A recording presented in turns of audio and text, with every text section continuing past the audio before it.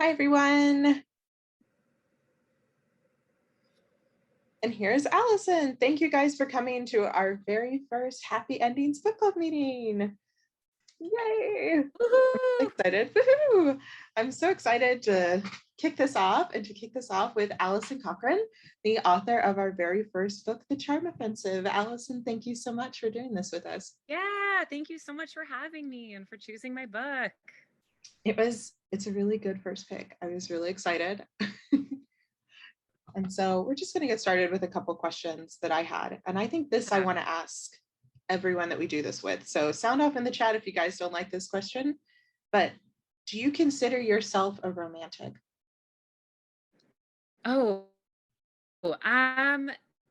Yes, I do consider myself a romantic. The Pisces in me always wins out over any cynicism. So I do consider myself a romantic for sure.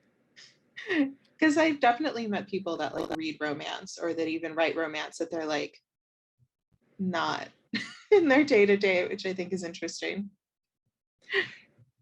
Yeah, I mean, definitely like less so than, like romantic, like rom-com characters. But yeah, I think I'm a hopeless romantic at heart. That like love is alive. It's real. Yeah. Yeah. Love all the Pisces shout outs in the chat. I know the Pisces clubs in the chat. They're like, yay. And so where did you get the idea for the book? Like when you first was like a little baby book seedling, were you just watching The Bachelor by yourself in your pajamas like everybody else? Like I mean, close. I watched The Bachelor, or at the time that I started writing this, I was living with my sister was living with me, and then a friend was also renting a room at my house, and so the three of us would watch The Bachelor together. But yes, so the idea for this book came when it was Hannah B's season of The Bachelorette, like very specifically. And it was the end of so I am a high school English teacher, and it was the end of the school year. My seniors were like already gone. And so I was just like in my classroom, like cleaning out file cabinets. And I kind of was thinking like, what would happen if someone like me went on a show like The Bachelor? Like, what would happen? And I pretty quickly was like, oh, that wouldn't happen. Like there was no circumstance under which someone like me would end up on The Bachelor, because like I'm queer at the time, like I was not out. I like struggle with mental health and mental illness. Like I, don't look like somebody who goes on The Bachelor, like all these things. And then I kind of was like, but what if, like, under what circumstances, what would have to happen? And kind of from that, the character of Charlie was born. And then that became the book that I wrote. I love that because I think so many of us, like, I don't watch The Bachelor a ton, but I think everyone has stumbled across a season or two that they've accidentally watched all the way through. And just the whole concept of it is so unreal. Like, these people don't feel real. The situation is definitely not real. Like, I saw a date that was naked bungee jumping. That's not a date. That's trauma. Like, I don't think this is a date. And like you watch it and you're like, well, I would love to see a show of just humans, like, and how that would play out. Yeah. Because you think of yourself with all your flaws and all of like your idiosyncrasies and little things that make you like a person. And I like that Charlie doesn't see himself as super lovable at the beginning. Like, was he kind of meant to come off that way? Like, was he meant to come off as really like, I don't know, he felt like he wasn't sure he deserved to be there. Yeah. So, I mean, in terms of writing his character, a lot of his character, like he's a lot of myself, and a lot of parts of myself that historically, like I have not believed make me worthy of love. And so a lot of that was just like writing kind of through my own experiences, a character who, because of, especially within the paradigm of reality television shows, where like people look a very certain way, like their brains work a certain way. And so, yeah, I think it was an opportunity to kind of play around with that a little bit. So that kind of flows into a question that I had that you obviously answered. Do you identify more with Charlie or Dave? So Yes, and the answer well, honestly, both. Like, I, kind of gave them both parts of myself, but Charlie is a lot of me, and I put a lot of myself like into him as a character. So, Me and a couple of the other girls from work who read it were actually talking about how we really loved Charlie from the get-go. And I don't know if he was supposed to be like not as lovable from the beginning, but I think a lot of people who are probably in the chat really identified with Charlie. You should sound off in the chat, you guys, if you are a Charlie or a Dave. I would like to see what that looks like. But I really enjoyed that he immediately was kind of struggling. Like, I liked seeing someone be so earnestly struggling and from the get-go, like, I don't want to be touched. I want things to be clean. I don't like this fabric. Like, I really liked the honesty of him from the beginning. yeah, and I think that like obviously it always makes me like it always warms my heart a little bit when people say that they like him right away because of course, it's like, ooh, let's take all of my like flaws and put them into a character. And then when people are like, oh, I love him, I'm always like, oh, thank you. But I think also though those are not elements that like again to kind of go back to the ways in which people are like portrayed in reality television, but also in like fairy tales, right? Like those are not elements that we see highlighted. And like in love stories, especially within like mainstream media, we don't always see, people who have OCD or people who struggle with anxiety. And so I think that like those are elements of himself that he doesn't find as worthy of love, even if we as readers, and of course, like so many of us, every time I talk to my therapist about anxiety, they're always like, everybody has, like Everybody these days, has. come on, like they're all on Lexapro, Allison. Like, so I think that the ways in which we as modern audiences like really crave that connection to characters who are like openly struggling with mental health is because, yeah, that's just something we don't always see.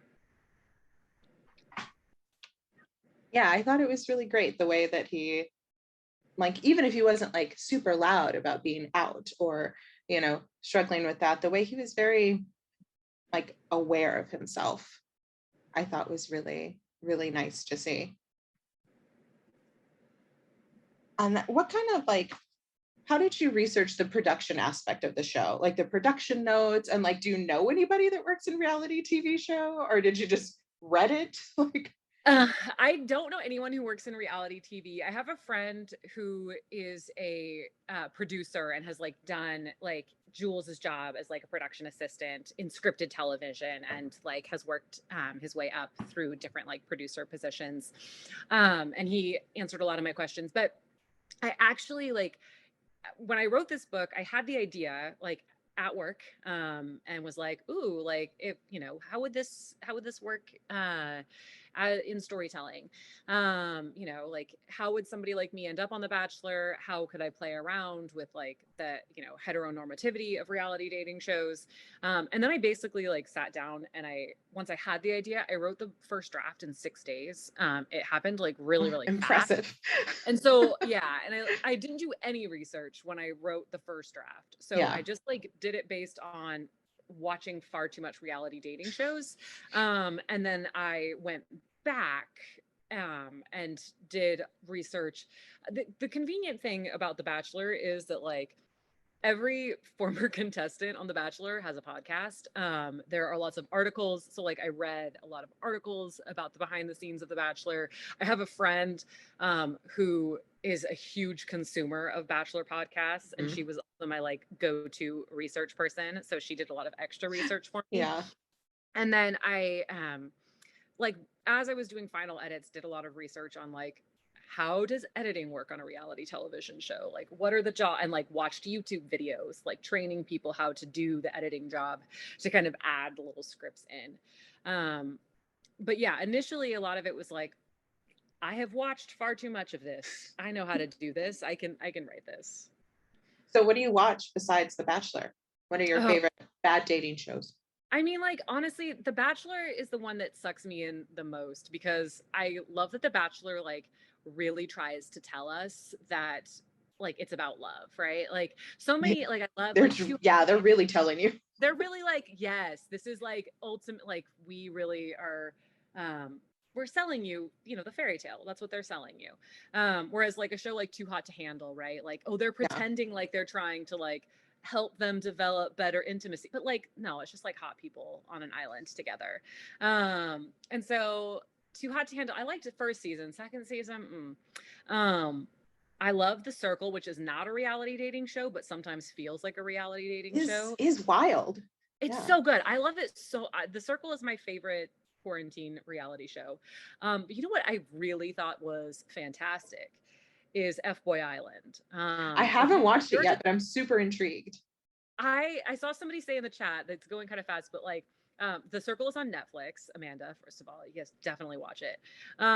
But F Boy Island, I had like super low expectations going into it, but it was like so fast paced. Someone said The Bachelor's too long. Like it's super fast paced.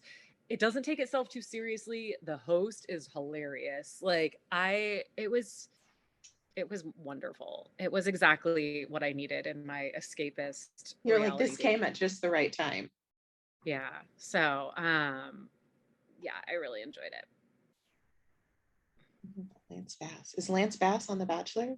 I mean, I think maybe like Lance Batch was briefly on Bachelor in Paradise this summer. I wasn't sure Oh. the circle reference because also Lance Bass is vaguely associated with the circle. I don't know. What is Lance Bass doing? What is... Yes, the circle. So like his assistant, like cat. Have you watched the circle? Yeah, you have, right? Like there was a Yeah. catfishing situation as Lance Bass. Honestly, the most traumatizing part was that like all of the 21-year-olds had no idea who Lance Bass was. Oh, That that really makes made me me feel terrible sad. about myself. So that was difficult for me, is watching all of these young people be like, who is this person? And Yeah. not As he a, was a as a so person of a certain age, you die a yeah. little when people don't Yeah, I was like, recognize for I did not crushes. realize that Gen Z did not know who Lance Bass was, but I'm upset. You're like, I'm a little offended. Yeah. So I saw somebody ask in the chat, which I hadn't wondered too. Would you write Daphne's season?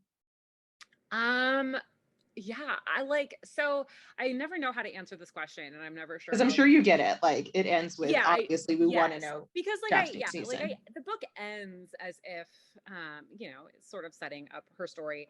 So as of right now, no plans to publish Daphne's story. I maybe did write Daphne an entire book, shortly after I wrote this one, because she is a character who is like very important to me Yeah, like personally. were you just in love with her? Because I was in love with her. Yeah, like Daphne is very important to me because, you know, I wasn't out when I wrote the first draft of this book. Mhm. And so Daphne, Congratulations oh, on thank being you. alive. Yeah. Yay. It's been a really eventful 2 years. It's Yay. wonderful.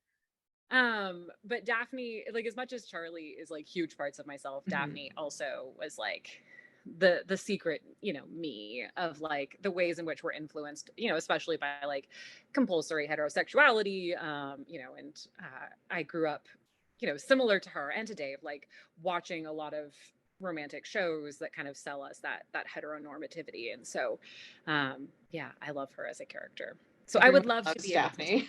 I know. The chat, everyone Honestly, is y'all are screaming just for like melting my Daphne. heart because like I didn't think anybody loved Daphne Oh as much. no, I was reading it and I thought she was like absolutely precious. And then that she just becomes so dear to Charlie and so kind.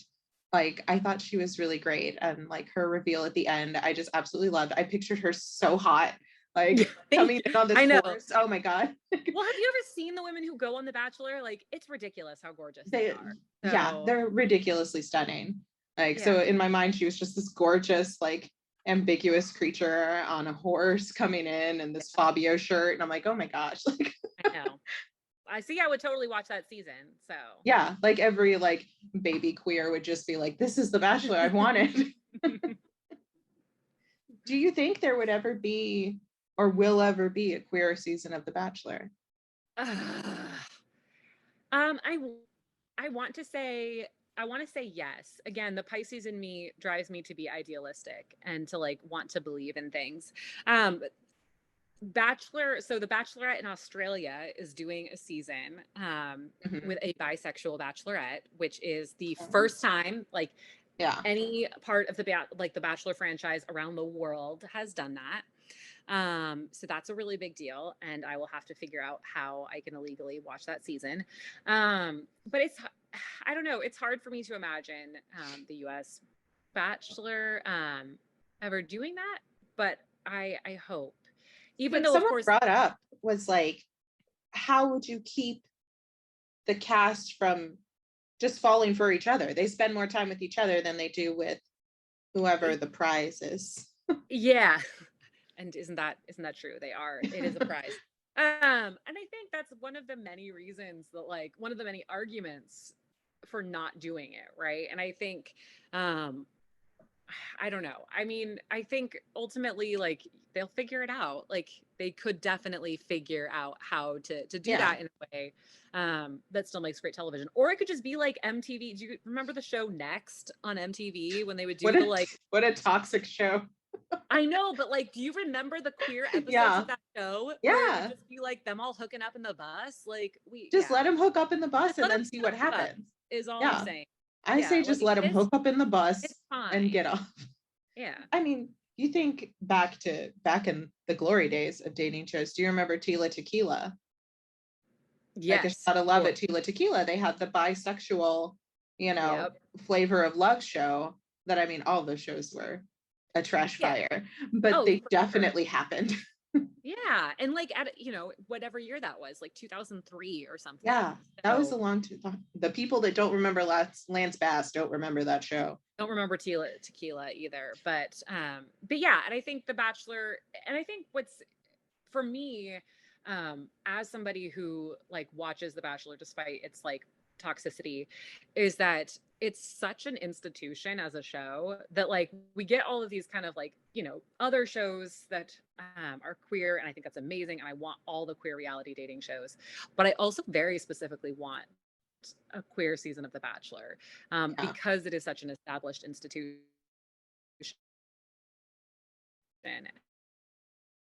And I think that because it also is more than the other, kind of this fairy tale love. And so I like seeing that Bachelor, the fantasy sold. Really believe. Yeah. Like it's, and more so, they really are, that is the brand, is that. Looks like you're freezing up a little bit.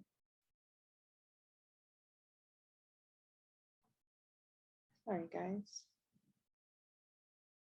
You have to be there for the right reasons. And I think, Allison, can you see me and hear me okay? Because your video is frozen a little bit. I'd love to see it. Can you see me now? Here. Yes. Oh, okay. I'm so sorry. Can you hear me? Yes. Now it's back. Oh, okay. Okay. Are we back? We're good. Yes, we're good. Okay. So sorry. It's okay. I was saying technology is, working against us at all times. Something that I thought was really like interesting. So Dave's ex, Ryan, right? Did I get this correct? Right? Mm-hmm. Sorry, you're freezing again. Hello? Hello, sorry. Okay. I think just making sure that we're good. So sorry. Somebody was trying to catch up in the chat. So I was going to ask about Dave's ex and the choice you made to make him like not a villain. Yeah.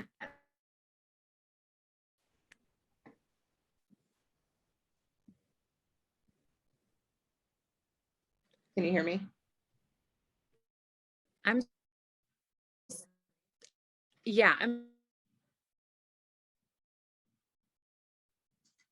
so sorry that it keeps freezing. Do you want me to try to join on my?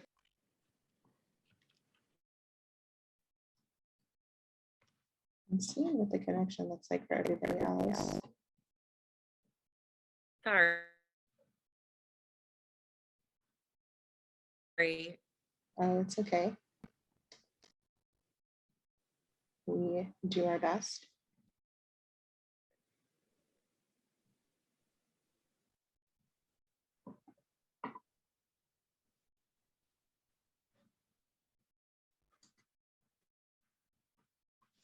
Yeah, it looks like people are having the same issue that I am, that my video seems to be okay, but yours seems to be a little bit patchy. Why don't I try? I'm going to try to join on my phone. Okay, we can try that. See if this works. Everyone's like, boo, technology. I know. So.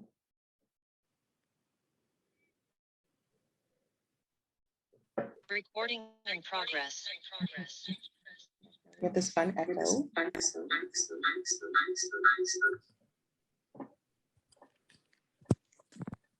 Oops. Aw, thanks, Paige, for thinking this is so fun.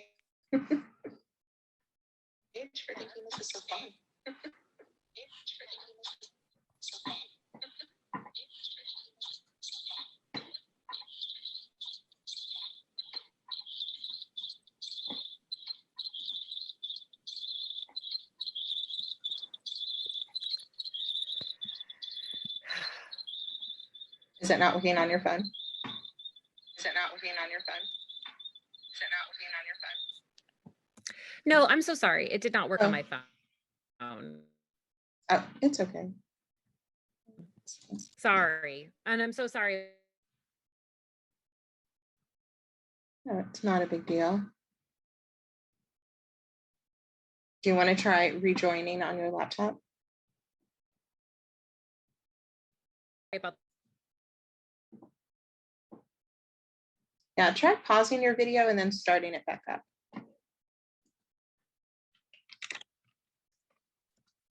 Thanks for your patience, guys. The robots will not win.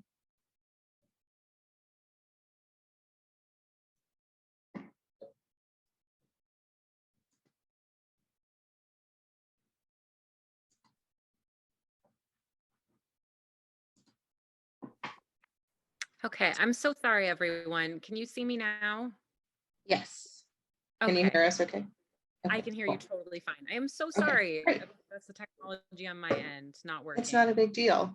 I was like, we've all been dealing with the same stuff for like a year. Yeah, thank you. Sorry about that. Okay, let me see. Oh, I was going to talk about, I really loved the choice to make Dave's ex not a bad guy.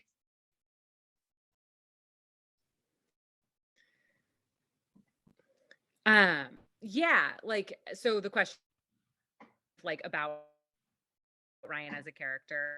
Mm-hmm. Yeah, so honestly, like, in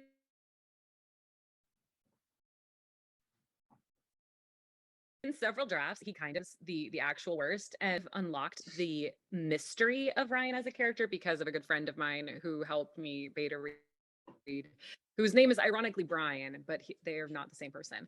But I was reading the book and like I kind of understood the character better than I did just from reading a draft of it.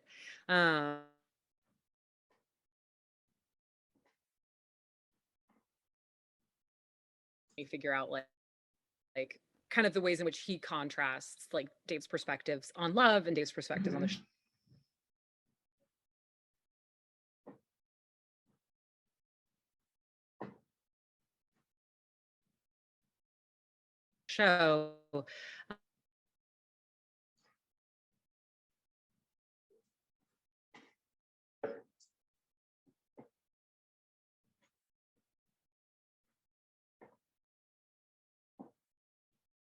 So that he wasn't just a one-dimensional villain. And so that was all thanks to my friend Brian. Oh. Let's see. I'm going to. Can you see me okay right now? I can see you okay right now, yes. Okay. Let's see. I'm going to see if I can pause your video and then start it again. Let's Okay. see. Yeah. Lauren T says maybe I should just turn off my video. Let me I'm so try to. sorry. Let's see. And Allison, you can still hear me? Yes, I can still hear you. Can you Okay. still? Yeah, I can still hear you fine. Let me see. I'm going to ask you to start it again. Let's try it one more time to see. I'm so sorry, everyone. Let's try it this time. It seems to be okay right now. Y'all are so kind and patient. I know. I'm so sorry. We're like, you seem to be blinking at a normal pace. Okay. I think it's okay right now. So we tentatively look at our screens like, I know. Let's try it. We'll try to keep going. I'm so I know. sorry. Everyone's so nice. They're just like, our fans at Nowhere are really the Thank sweetest. you for being so kind. You know, I have to tell you, like the people at Nowhere are really like, we have the sweetest people. Thank you guys for like. Everyone is so, yeah, thank you. It's been like a whole year and a half of me and Elizabeth being like, are we doing okay? Let's see and we have a couple questions coming in through the chat. So let's see what we have in the Q&A section. Okay, from Megan, I noticed in my reading lately that many of those who are writing romance about queer male identifying characters are female identifying. Would this be because romance is mostly seen as a women's genre, or is there something else at play?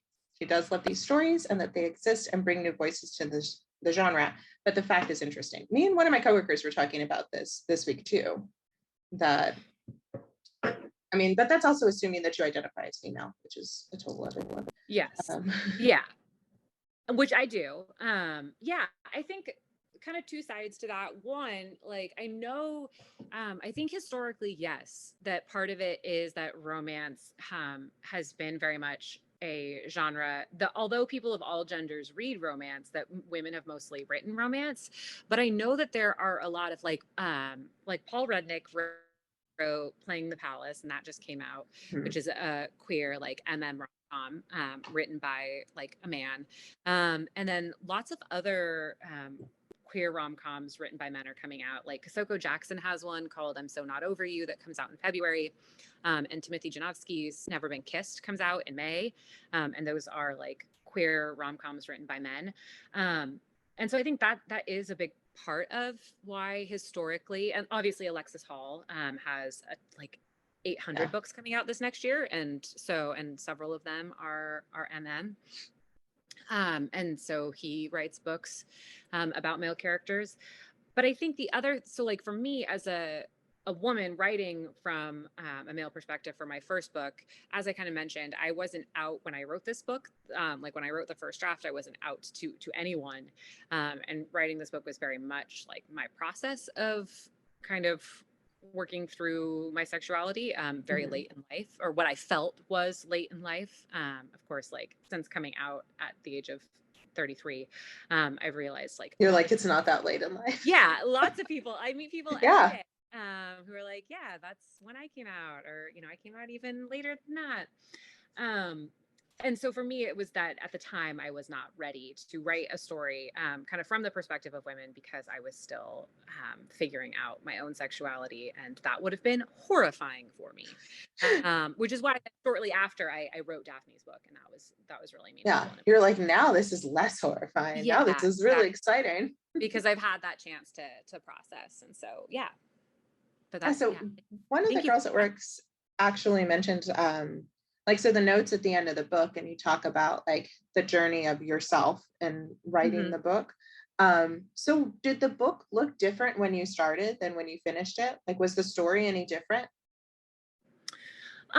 In small ways, yes. Like in large ways, no. Like the plot was all the same. Like all the same important beats happened, and it had the same ending. Yeah. Yeah. Let's see. Yeah, Melissa asked, do you still watch The Bachelor and all of its iterations? Yeah. Someone asked, are you a fanfic person? You know what? One of my great regrets is that I did not discover fan fiction in high school, because I really think it's prime time. Yeah, that really could have been life-changing for me. Yeah. But no, was not, I have never really been super into fanfic. As an adult, I got into it occasionally. Like I've read some fics on AO3, but for the most part, I am not a fanfic person. I have to be like pretty invested in like source material to seek out fan fiction. And I've never written fan fiction. Somebody asked, did you have any input in the audiobook casting? And the way they sound was how you imagined them. I mean, I love the way that they sound. I didn't really have any input. They sent me the two male leads. They sent me like their names for approval, but they were basically just like, that's a formality. They were like, please approve this. And I was like, awesome, wonderful. And then they decided, I think kind of as they began production, that they wanted someone else to come in and read the interstitial chapters with the scripts. And so they brought in the Cassandra, I'm forgetting her last, Cassandra Campbell, to do the readings of those. And so they also were like, is that okay? And I was like, that sounds amazing. Love it. I thought it was a great touch because I'm an audiobook listener. So I listened to the audiobook of it, and I really appreciated that they added that different voice to break up the guys for the production notes. I thought it worked out really well. I think so too. I think otherwise it would have been harder to conceptualize. So I really love it. Yeah. It was a good audiobook. I liked it. Oh, thank you. Yeah. I mean, I had nothing to do with it, so I can't. I was like, I like it. I was like, I have a toddler. The cover, and I'm like, thanks. I didn't do anything. But yes, I highly recommend the audiobook. Yeah. Yeah. The voice actors are amazing. Yeah. If you, like me, have a toddler and don't have hands for holding books. Yeah. Oh, yeah. That's when I mean, I love audiobooks and I don't have an excuse like a toddler, but it is super handy. But multitasking while you read, it's great. So lovely. Somebody asked, did writing Charlie help you come out? Hope this isn't too personal. No. Oh, yeah. No, I mean, if it was, I wouldn't say any, I would redirect. But I've already brought it up. So yeah, it did. In fact, like I wrote the book in 6 days. Very triumphant, like on day 7, like chopped off all my hair and was like, I am ready to come out to everyone.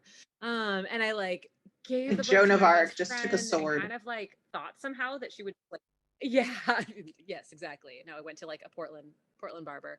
And then like I had my best friend read it, and I kind of thought that like she would read it and then like through osmosis somehow be like, ah, yes, you are queer, like welcome. And it would be like done and I wouldn't have to like come out. And unfortunately, like that is not what happened. And so it kind of kickstarted that process for me. Writing this book helped me figure out a lot of things, and then ultimately did give me the courage to come out. It just ended up taking a little bit longer than I thought. So a lot of people like me are freaking out that you wrote the first draft in 6 days, because that daily work must have been insane.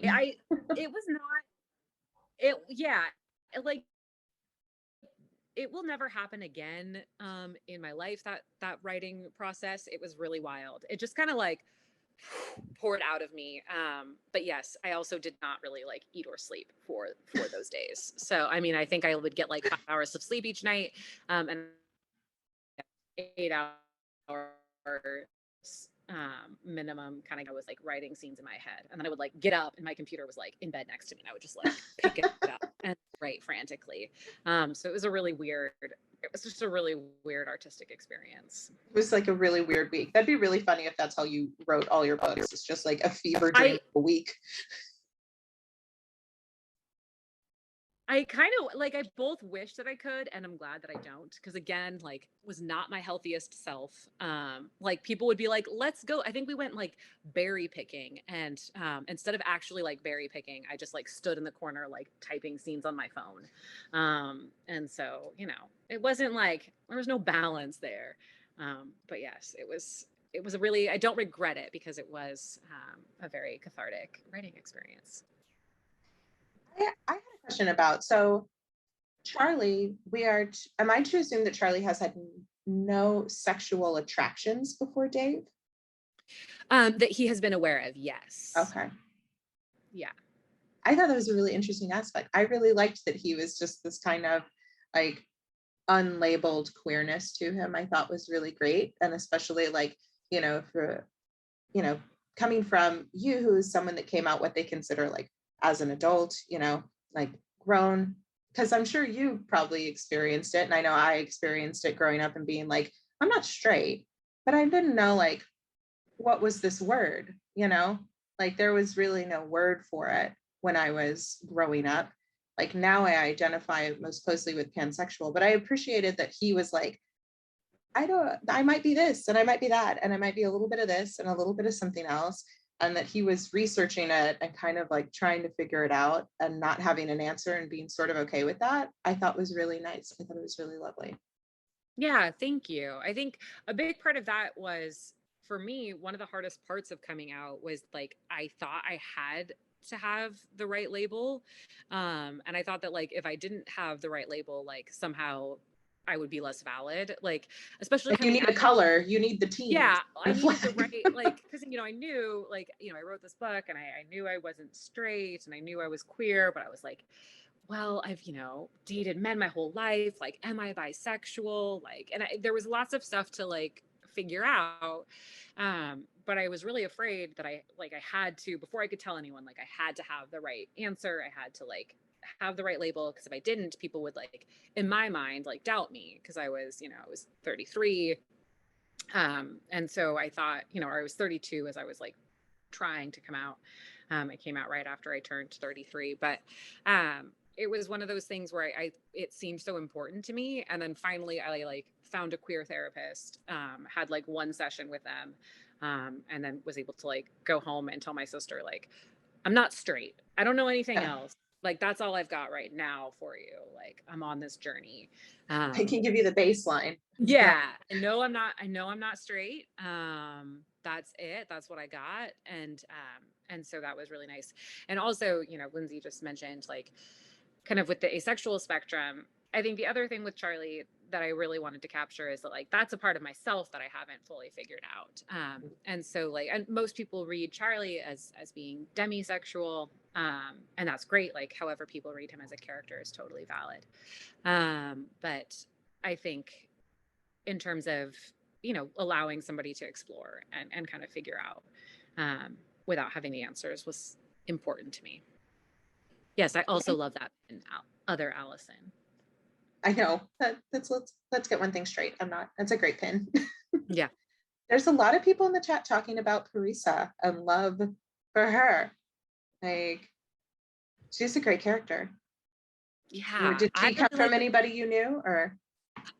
She has a little bit of my friend Meredith, like just like a little bit, in terms of like being a very like direct communicator, being very like bold, and also an amazing friend. But no, I kind of, a lot of the characters just exist as opposite points to each other, right? Mm-hmm. So Parisa is just the opposite of Charlie, and like how she communicates and how she views the world. And so a lot of it was just like, the more they contrasted with each other, like the more fun they were to write, and the more that they could highlight each other. And so that was kind of Parisa as a character, is she was just the anti-Charlie. Somebody who's like, Parisa is who I want to be when I grow up. I mean, honestly, Elizabeth, same. Yeah, I also like, I want to be this organized and like. I would also love to be Parisa. Yeah. She's wonderful, and like, yeah, she's definitely a character who has like a level of confidence I wish I had. So I enjoy her as a character too. But yeah, all my friends, when they read the book, everyone loved her the most, and I was like, oh gosh, I didn't realize that until other people read her. You really want her to be your best friend when you're reading it. You're like, oh, everyone needs this friend. Like, you want. Yeah. And I think she's the least, like, all the characters have a lot of me in them. Parisa has zero. I don't think I am Parisa at all. I have none Parisa in me as a person. And so I would also love to have more Parisas in my life. Everyone's just saying how much they liked all the characters. And in reading them, I think you read it and think like, I want to hang out with these people. Like, I want to be around these people. which is like how I felt while reading it. They were just really great. Thank you. See, somebody asked, the conversation Charlie and Dave have when Charlie admits he doesn't have anything figured out, and Dave just says that that's okay. Did someone tell you that? And so, yeah, I guess your therapist told you that, right? I mean, sort of my therapist. I think that conversation, I remember I had a friend read the book, a writer friend, and he texted me when he read that scene, like, I know that you wrote this scene for yourself. I know that you wrote this because you wish somebody had said this to you. And I think that's okay. I think that's great. Yeah, and I mean, it was horrible. I felt like I was naked in front of him. I felt so seen and like so called out, but also, yes, that is true. And so, yeah, I think a lot of conversations, and a lot of the ways in which like Dave reacts to Charlie are just based on, yeah, like things that you wish people would say to you, right? Like when you're having a hard time, or when you don't have things figured out. And so that's a lot of those conversations, I think, were kind of, in a lot of ways, wish fulfillment, but kind of an ideal situation. And this person just said that part really, really stuck with them because they didn't realize or come out until they were 26. And so they kind of also wish that somebody had been like, it's okay to not know what it is. Yeah. But I also think people didn't really start doing that until fairly recently. Like, when I was, okay, being with, okay like, with fluidity. being just, Mm-hmm.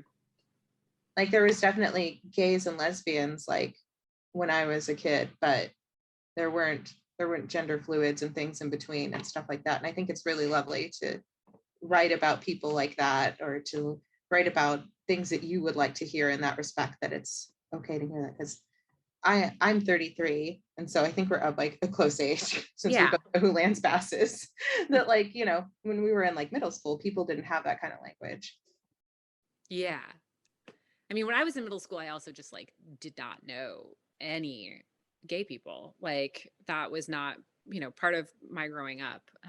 And so I think there was a huge part of me that also just didn't know that like women could, that it was an option. Yeah. I think I was just like, no, I am a girl, and therefore my duty is to only be attractive to men. Like this is what they told me, and that is the measure of my worth as a middle school girl. So as a 12-year-old girl, my worth is only to a man. Yeah. And so I think, I grew up in a really small town, but we had one very butch woman, and I had a gay uncle. So we really had our bases covered. Nice. When I was a kid. Some people are talking about the Morse code tapping. Where did you get that idea? I thought I wouldn't know if someone was selling something on my leg in Morse code. I would have no idea. Yeah, it's just the like tap. So like a self-soothing thing. I don't do Morse code, but like a self-soothing thing I used to always do, and I still do it a lot, just like clicking my middle finger and my thumb together. But I used to like play my fingers as piano keys as a self-soother, and I actually don't play the piano at all. I know like one song, so basically I just played the same like 5 or 6 notes on the piano all the time when I was anxious, against my my 4 fingers and my thumb. And so that's actually like how I got the idea, is just like, what is something like, it wouldn't be the piano. It wouldn't be this like one stupid song that I know how to play on the piano. What is something it might be? And he's like, he's a nerd. So I don't know. It made sense to me that he would like know Morse code, and like you can do it through tapping, right? Yeah. And so that would be something that he would do. Somebody else said that they've always done the piano thing too. Yeah, I love hearing the flute. Like I played the flute growing up, so I played my high school fight song. That's your go-to? Yeah, that was my go-to as my high school fight song. All I know is chopsticks. It was just the like same pattern over and over again. Yeah, and so that was how I got that. And I don't do the chopsticks anymore, but I'll do this a lot. Yeah. Did you teach yourself the Morse code that they say to each other in the book? I did. I tried. Well, I watched like a lot of YouTube videos about it. And the reason that like it would be easy for Dave not to know that it's Morse code is that it just would feel like it would just be a pattern. Yeah. Right? It would be like a pattern on repeat, like in a certain way of tapping against his leg that he could do discreetly. And so Amanda, did you also play the flute? Yeah. It's like Lizzo made us all wish we hadn't given up the flute in middle school band. I mean, she does make it look real cool. I know, she makes it look really cool now. It makes me wish I hadn't sold my flute in a garage sale. Yeah. And we have a couple people asking, like, are you going to write another book? So are you going to write again? Yeah, so my second book will come out like a year from now. So my second book is like totally unrelated to the Charm Offensive. It's called Kiss Her Once for Me, and it is a sapphic Christmas rom-com. So I just describe it as like a Hallmark Christmas movie, but with women falling in love in the snow in Portland. And that is where it takes place. Yeah, because I'm Yes, from they do. yeah. And so I love it. Thank you. Thank you for being ready for it. There are so many queer Christmas rom-coms coming out next year. We have a group chat. We call ourselves the Holidays. And it's going to be amazing. And so I'm very, very excited. For that book to come out. And again, to write a sapphic love story. So I'm looking forward to sharing that with the world. So was it like a different feeling writing like sapphic characters? Yeah, it is. It was more, this was more of a struggle in a lot of ways because my next book is a single POV. Okay. Yeah. And so it was definitely harder to get into the head of my love interest. And I think it was also harder because like, as a lesbian, I was like, it's different for me writing a character who I'm like, this would be my dream character, as opposed, writing Shelley and Dave, who are these like wonderful, beautiful, flawed characters, but like, I don't want to date them. And so I think that like, that has been a really interesting experience.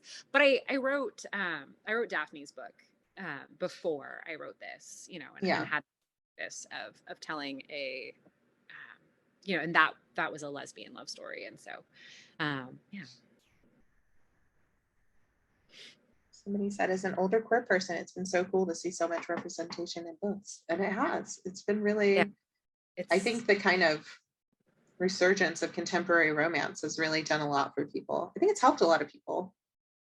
Yeah, it's helped me. I mean, I totally agree, Deanna. And like, yeah, for me, I mean, I think representation, one, helped me come out when I did. And I think if I'd had access to a lot of the queer stories that I have access to today, I think I probably would have figured things out a lot sooner. So yeah, it's so affirming. I agree. Like even for my daughter, who's 3, there are so many queer cartoons. There's so many age appropriate like queer characters that it's just, it's not even a thing you have to like bring up and worry about talking, because it's just so easily accessible, like media. And I think that's really nice. The Holidays. Everyone wants to be on the Holidays list now. It's amazing. There's so many. There's like multiple sapphic Christmas rom-coms. Courtney Kay has one called In the Event of Love, which I just got on my Kindle today. So I'm very excited to read that early. And then Timothy Janofsky has an queer Christmas rom-com called You're a Mean One, Matthew Prince. That will be coming out. And it's wonderful. I've only read the beginning, but it's so good and I'm obsessed. I was like, I'm going to be looking this one up. Yes, it's amazing. And then Helena Greer also has one coming out called My First Noel. And so it's going to be 2022, like mark your calendars, like all the queer Christmas rom-coms coming your way. Well, have you seen how this Christmas Harlequin series is actually releasing their first queer romance? Yes, I have seen that. Yeah, by Rowan Parrish, and I'm very excited to read that one. That's crazy that it's taken so long. It is unfortunate that I mean, their Adores line is very cool. Like I've read several of their Adores titles and they're really great. Yeah, but it's nice to see Harlequin itself, under the Harlequin name. Because that was like the romance publisher for so long. Yeah, and it's sort of like the Bachelor franchise, in the sense that like when you have that pillar of telling love stories, you want to see like that what you're getting when you want to see that label on a queer love story.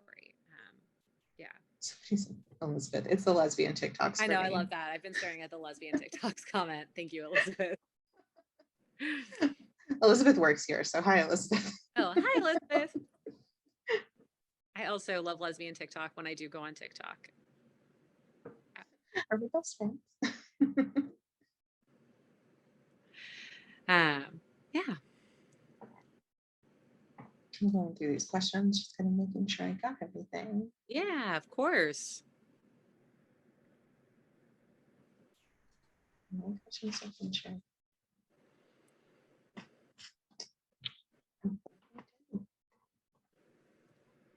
Cruising through the chat one more to make sure. Any last minute questions, guys? Be sure to put them in the Q&A. I think Allison is all of our best friends now. I think you guys showed her a really good time. You did. You were so kind through my technical difficulties that I'm so sorry about. But thank you for being so wonderful. And thank you for loving Daphne, honestly. Like that made my It's whole so day. interesting that you didn't like think that people would love Daphne, because everyone I've talked to has been like, oh my gosh, Daphne, I would marry her. Well, I think too, yeah, again, I'm like, oh, yeah, she's like a character who meant a lot to me, but it's hard, you know, within romance, we often don't get side characters, you know, who are a big part of the story. And so I think I don't expect people to like the side characters as much. Yeah. I think that's also like a bit of a thing with romance when you love a side character too much and then there's not another story for the side character, because there aren't always like spin-offs and stuff like that. And I know I've read a lot of like, you know, reading like Casey McQuiston's One Last Stop, you want a spin-off for everybody in it. Oh my God. I would have everyone. Whole book about Isaiah and Wes. I was like, no, I would have read that. Absolutely. Yeah. You're like, every single person just needs to be my best friend and needs to have their own book. And you don't often get that. Yes. Yeah, I would happily read a whole series. Yeah. And people are like, spin-offs for everyone. Everyone should get a little novella. You need to write like a little Daphne novella and like a little Parisi novella. Like happily do that. Yes. It's like for people to just have this closure and just to know that they got their happily ever after. Happily ever afters for everyone. I think somebody asked in the chat, like, what's the one thing that you hope people take away from the book? And like, it's so cheesy, right? Because I think this is like the essence of romance, but that like truly like everyone deserves a happily ever after. And I think especially, you know, people whose stories are not usually at the forefront of romance or love stories. And of course, romance as like a book genre is changing drastically, but we don't see that reflected in television. We don't always see that reflect, you know, in movies. And so I think, you know, regardless of where you are in your mental health journey, where you are, you know, if you know you're coming out, if you're queer, that we all deserve a happily ever after and a happy ending.